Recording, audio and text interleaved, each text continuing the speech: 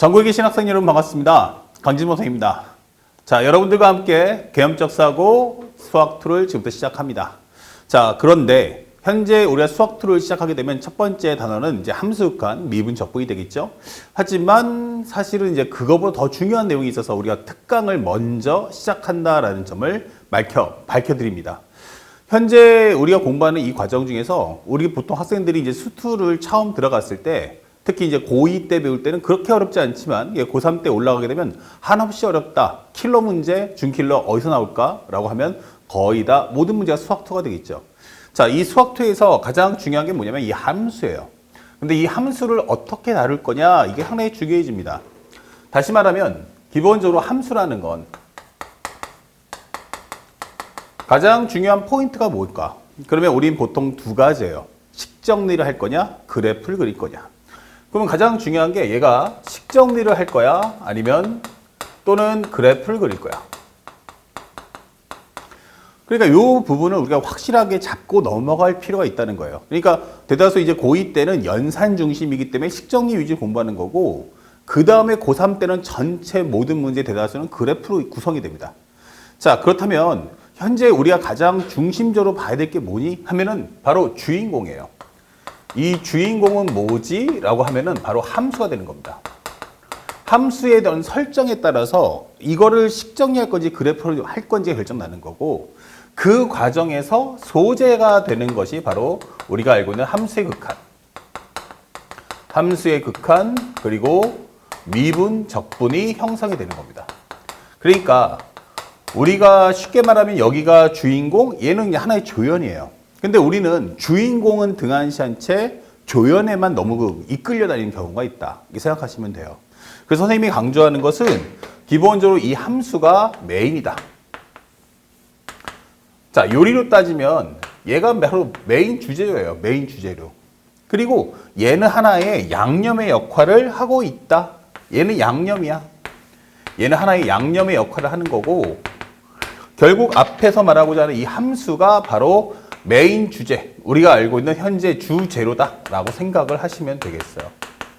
그러니까 이 점을 놓치시면 안 돼요. 그러니까 함수가 어떠치에 따라서 질문의 내용이 이제 극한 미분 적분이 되는 거지 극한 미분 적분만 공부한다고 해서 이 수학2의 과정 또는 연계되는 미적분의 과정을 공부할 수 있는 건 아닙니다. 그래서 우리가 이 함수라는 과정을 보는데 이 함수라는 내용을 한번 잘 들여다보면 상대방의 설정에 따라서 식정리를 할 거냐 아니면 그래프를 걸 거냐 갈라지는 거예요. 대다수 학생들이 물어봐요. 함수 보고 식정리야 그래프야. 그럼 어떤 학생은 식정리라고 주장하는 학생도 있고 어떤 학생은 함수는 그래프지라고 하는 건데 정답은 반반입니다. 그러니까 상대방이 어떤 질문을 할 거냐에 따라서 식정리를 할 수도 있고 그래프를 할 수도 있는 거예요. 자, 그래서 그 내용을 조금 더 들여다본다면 자, 함수라는 걸 볼 때 뭘 봐야 되는가? 라고 물어봅니다. 첫 번째. 함수를 볼 때 뭘 봐야 돼? 라고 한다면 크게 두 가지입니다. 함수식이 존재하는가? 함수식이 존재하는가? 아니면 함수식이 존재하지 않는가? 함수식이 존재하지 않는가? 자, 이렇게 갈라질 거고 함수식이 있다고 하더라도 두 개로 또 갈라져요. 이렇게. 하나는 미정계수가 존재하지 않는가? 그리고 여기는 미정계수가 존재한다. 이렇게 갈라지는 거예요. 그래서 우리가 미정계수 없다라는 건 예를 들어서 어떤 거야? 하면은 fx가 이제 x의 3승, 3x의 제곱, 마이너스 9x 더하기 4. 이렇게 아예 식을 전체를 다 오픈해 버리는 거예요. 이런 경우가 있다면 얘 같은 경우는 fx가 현재 x의 3승 플러스 ax의 제곱 플러스 bx 더하기 c 이렇게 된다는 얘기죠. 그러면 현재 여기는 미정계수인 abc가 박혀있고 얘는 미정계수가 박혀있지 않다. 이렇게 되는 거죠. 아, 그러면 그 다음에 이 미정계수 없다면 그 다음에 어떤 설명을 할 수 있지? 그 다음에 미정계수가 있다면 그 다음에는 어떻게 상대방이 나한테 질문할 거지? 요걸 우리가 공부할 필요가 있어요. 이게 갈라지는 겁니다. 그리고 함수식이 없다면 두 가지로 갈라집니다. 함수식 구하기가 가능한 설정이 있고요. 또 상대방의 설정에 따라서는 함수식 구하기가 안 되는 설정이 있다라고 하는 거예요. 그러니까 요 네 가지를 우리가 중심을 잡아서 공부를 할 필요가 있는 거죠. 이렇게 함수식 구하기가 함수식을 주지 않았을 때는 그거를 구할 거냐 말 거냐 판단 똑바로 하셔야 되고요. 그 다음에 함수식이 있다고 할지라도 그 다음에는 뭐가 돼요? 미정계수가 없는가 아니면 미정계수가 있는가, 이거에 따라서 내용의 설정이 색깔이 완전히 달라지는 겁니다. 그러니까 이것을 모르고 공부하기 때문에 이게 헷갈리기 시작하는 거예요. 똑같아 보이는데, 예, 똑같아 보이는데 사실은 문제풀이가 확 달라지는 거예요. 그렇다면 우리가 이 내용들을 하나하나 우리가 공부를 순차적으로 한번 해보자 라고 하는 게 선생님 목적이에요. 그래서 첫 번째로 우리가 봤던 건 이제 구조를 좀 보는 거고, 첫 번째는 이제 구조에 대해서 한번 설명을 해본 거고, 그렇다면 이 내용들 하나하나에 따라서 어떻게 내용이 펼쳐질 거냐, 이것도 우리가 예측을 할 수 있어야 돼요. 그래서 내용을 한번 살펴본다면, 두 번째 내용, 첫 번째입니다. 함수식이 있어요. 그런데 and 미정계수는 없더라, 이게 되는 거죠. 자, 이렇다면 과연 어떤 스토리가 펼쳐질 거냐라고 물어봅니다. 함수식은 있는데 미정계수가 없다. 현재 예를 들어서 방금 전에 설명했던 fx는 x의 3승 더하기 3x의 제곱 마이너스 9x 더하기 4, 이게 되는 거죠. 자, 이렇게 돼버리면 나는 감추는 게 없다, 다 공개하겠어, 이게 되는 거예요. 자, 이렇게 돼버리면 어떤 특성이 발생되느냐, 이럴 때는 조건문이 발생하지 않습니다. 조건문은 발생하지 않고요, and 구하는 값만 존재한다, 이게 되는 거예요. 구하는 값만 존재한다. 그래서 내용 한번 살펴보니까 상대방이 이렇게 함수의 식을 주겠죠. 그리고 식이 있고 현재 이거일 때 바로 무엇을 구하시오, 이게 됩니다. 구하시오, 이렇게 되는 거예요. 그래서 문제를 들여다보면 문장이 무지하게 짧네, 이게 되는 거예요. 문제도 짧지만 사실은 식의 양도 적어요. 문제도 짧지만 식의 양도 적다. 왜? 내가 감추는 게 없으니까. 그러면 여기가 바로 뭐야? 구하는 값이 되는 거야. 구하는 값. 자, 이 구하는 값이란 게 뭐죠? 라고 물어보는 거야. 다시 말하면 앞에 있는 이 식을 가지고 할 수 있는 내용 가져와, 이렇게 되는 거예요. 이게 재료니까 이걸로 해서 요리를 만들라는 거야. 그러면 구하는 값이란 무엇입니까? 라고 한다면 바로 함수 상태가 되는 겁니다. 함수의 상태를 질문할 거야. 자, 그러면 여기서 이제 우리가 갈라지는 건, 그럼 함수 상태가 뭐지? 이렇게 된 거예요. 바로 연산과 그래프 그리기로 갈라져라, 이게 되는 거죠. 그래서 첫 번째로 만약 함수 상태가 기본적으로 함수 상태를 보는데 만약에 함수의 상태 이렇게 적어주고요. 함수의 상태를 질문하는데 현재 x값을 알고 있니? 라고 물어봅니다. x값 줄게. 이러면 이거는 철저하게 뭐 하겠다? 연산을 하겠습니다 라고 하는 거야. 그리고 이거는 그래프를 그리지 않습니다, 이게 되는 거야. x값을 알려준다는 건 연산을 할 거야, 나는 그림 그리진 않아 라고 설명해 주는 거야. 그래서 대표적으로 우리가 알고 있는 바로 함수값. 자, f1을 가져와. 그럼 여기다 f1을 구해와. 그러면 x 대신에 뭐 하면 돼? 그냥 1값 넣으면 되는 거야. 그쵸? 그 다음에 두 번째, 극한값. 리미트 x가 1로 갈 때 fx는 뭐죠? 라는 극한값. 말 그대로 식을 알고 있는데 미정계수가 없으면 감추는 게 없으니까 그냥 x 대신에 1을 대입하시면 됩니다. 또는 우리가 알고 있는 미분값, 그 다음에 적분값.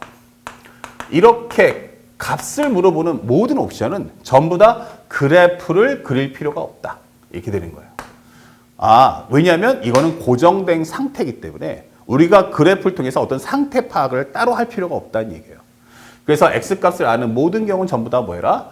현재 연산을 하되 그래프를 그리지 마라. 그렇지만 만약 두 번째, x값을 모른다면 이렇게 되는 거예요. 현재 x값을 모른다면 이렇게 되는 거죠. x값 안 말할 거야 라고 한다면 이럴 때는 우리는 바로 연산이 아닌 바로 그래프 그리기를 해야 한다라고 설명해 주는 거야. x값 몰라. 그러니까 목표는 뭐야? x값 찾아와, 이 되는 거야. x값을 안 줬는데 그럼 뭐 해라? x값 찾아와. 그러려니까 뭐가 돼? 어떤 상태를 확인하려는데 전체의 상황을 다 봐야 되니까 그때 연산을 하지 말고 그래프를 통해서 문제를 풀어줘. 이게 되는 거예요. 그러면 현재 이 내용은 뭘까? 이게 되는 거죠. 그렇다면 현재 우리가 말할 수 있는 건 첫 번째, 우리가 뒤에 과정에서 공부할 거야. 그래프를 그리는 7가지 경우가 있어요. 그래프를 그려야 되는 7가지 경우. 자, 그 중에서 첫 번째 뭐가 있을까? 하면은 바로 구간이 갈라지는 함수. 구간이 갈라지는 함수. 자, 요게 뜬다면 우리는 철저하게 뭐 할 거야? 그래프를 그려야만 해. 그래서 fx가 현재 이렇게 갈라지면서 x가 a보다 같거나 작고 x가 a보다 커 하면서 식이 두 개로 이렇게 갈라집니다. 혹은 여기다가 쉽게 말하면 식이 있을 수도 있고 아니면 gx나 hx. 자, 이렇게 되는 경우는 무조건 그림을 먼저 그려서 상대방의 질문을 파악해라. 이게 되는 거예요. 그 두 번째, 바로 우리가 알고 있는 절대값 함수. 절대값 함수. 이게 되는 거죠. 그래서 fx가 현재 우리가 알고 있는 절대값 네모 이렇게 되는 거죠. 이렇게. 절대값 함수가 뜨면 이거 그래프 그려라. 그 다음에 세 번째. 바로 방정식의 교점의 개수.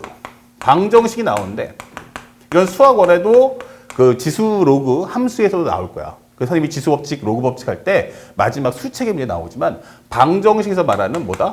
실근의 개수. fx 이퀄 0인데 요거에 대한 실근의 개수와 구해와. 네 번째, 현재 두 함수의 교점의 개수. 두 함수의 교점의 개수. 자, 그래서 fx하고 gx가 만났거든. 이렇게 되는 거예요. 자, 그때의 교점의 개수를 알아와. 이게 되는 거예요. 이거 뜨면 무조건 뭐해라? 그림 그려라. 이거는 식으로 풀 수 있는 게 아니고 그래프를 그려서 몇 번을 만나는지를 한번 확인해 봐. 이게 되는 거예요. 그 다음에 다섯 번째는 함수에 대한 부호 판정. 살짝 올려볼까? 살짝 올릴게요. 다섯 번째, 함수의 부호 판정. 부호 판정. 이게 되는 거죠. 그래서 우리가 알고 있는 fx가 0보다 크다.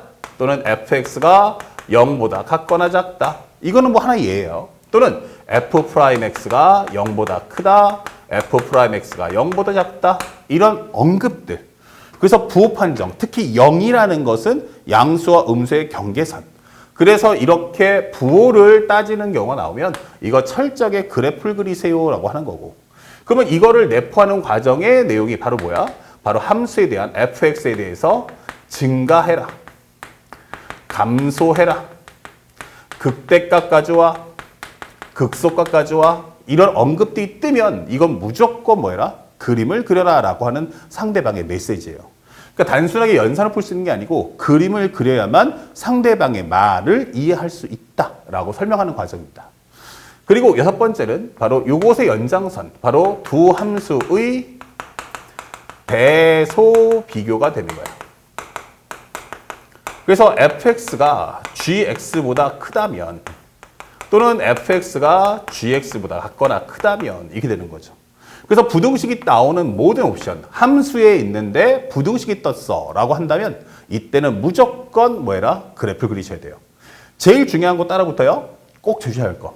바로 그때는 뭐냐면 x값을 모른다가 중요해요. 만약에 f1이 0보다 크다? f1. 만약에 예를 들어서 너한테 f1이 0보다 커. 이렇게 되면 x값 알고 있지. 이것은 연산이에요. 이건 연산. 하지만 fx가 0보다 커야 돼. 그럼 x값이 하나가 아니고 여러 개라는 뜻이잖아. 이때는 철저하게 뭐해라? 그래프를 그려라 라는 메시지라는 것도 우리가 절대로 잊어서는 안 됩니다. 자, 그러면 이것의 연장선에서 나올 수 있는 게 뭐야? 그러면 크다, 작다? 아, 그게 나올 수 있는 게 바로 뭐야? 문제에서 최대값 또는 최소값 이런 언급들이 뜬다면 이 문제들은 전부 다 뭐해라? 그래프를 그려주세요 라고 메시지를 던지는 겁니다. 자, 그래서 이런 내용들도 우리 꼭 알고 있어야 되고요. 그 다음에 마지막 7번째가 뭐냐? 함수에 대한 성질인데 바로 주기하고 대칭이 나왔을 때. 함수에 대해서 주기나 대칭이 떴을 때. 그래서 하나의 시간에 두 종류, 하나의 시간에 동일 함수의 표현이 몇 개? 이렇게 두 개가 뜬다면 하나의 시간에 동일 함수 fx에 대한 표현이 두 개가 뜬다면 또는 우리가 알고 있는 f-x가 fx다. 또는 f-x가 -fx야. 이런 기호들 나온다면 이거 철저하게 전부 다 그래프를 그리는 거예요. 물론 그것의 연장선에는 뭐가 있다? 바로 다항함수라는 성향도 우리가 꼭 공부해야 돼요. 그래서 실제 킬러로서 나오는 22번 문제들, 이렇게 고난이도 문제는 전부 다 주기대칭이 혼합돼서 나오기 때문에 우리는 이 내용을 반드시 알아두셔야 됩니다. 그래서 우리가 함수를 공부할 때 가장 중요 핵심이 무엇입니까? 라고 하면 만약 상대방이 나한테 x값을 주면 연산을 할 거고 x값을 주지 않는 모든 옵션은 싹 다 뭐해라? 그래프를 그려서 상대방의 질문에 맞춰갈 수 있어야 됩니다. 요 사실을 절대 잊지 마. 그래서 이 내용을 우리는 뭐라고 하자? 함수의 상태라고 하는 거야. 그래서 앞으로 공부할 때 단지 이제 그 함수의 상태를 물어볼 때 아니 극한 물어볼까? 미분 물어볼까? 적분 물어볼까? 이렇게 달라지는 것 뿐이지 극한 미분 적분의 내용을 못 불러서 문제를 못 푸는 학생은 없습니다. 결국 이 극한 미분 적분을 못 푸는 이유는 결국 극한 미분 적분에 문제가 있는 것이 아니고 결국 함수를 다룰 줄 모른다라고 생각을 하시는 걸 꼭 기억하시고 이 특강에는 바로 그 의미를 목적으로 한다는 걸 잊지 말아야 돼요. 자, 그러면 살짝 좀 지우고요. 나중에 필기하시고자 하는 분들은 살짝 뒤로 돌려서 다시 한번 화면을 캡처해서 좀 보시면 좋겠습니다. 또 교재 안에 다 자세하게 적어놨으니까 그걸 꼭 참고하시길 바라요. 그 다음에 만약에 두 번째로 함수식이 있어. 네. 그런데 안에 미정계수가 있네 라고 설명을 하는 거예요. 미정계수가 있더라. 함수식이 있는데 미정계수도 있어? 이렇게 되는 거야. 그렇게 돼버린다면 이때 얘는 기본적으로 fx가 x 3승의 ax의 제곱에 플러스 bx 더하기 3 이렇게 바꿔볼게. 그러면 이렇게 미정계수가 박혀 있잖아. 이게 되는 거야. 그때부터는 우리가 이제부터 등장하는 내용이 바로 뭐가 생긴다? 바로 조건문이 발생을 한다라는 사실을 절대 잊으시면 안 돼요. 조건문과 구하는 값이 형성되는 내용이야. 이게 되는 거야. 그래서 문제를 보면 fx가 네모이고 식이 있는데 여기 미정계수 있겠죠? 바로 이고 그 다음에 뭐뭐뭐일 때 무엇을 구하시오가 됩니다. 그러면 이 식의 구조를 들여다봤을 때 가장 중요한 게 뭐뭐일 때라고 하면 바로 여기가 경계선이 되는 거예요. 그럼 여기가 바로 조건문. 그리고 밑에 있는 여 구간이 바로 구하는 값. 이렇게 되는 거죠. 그러면 우리가 먼저 문제 구조를 알고 있어야 돼.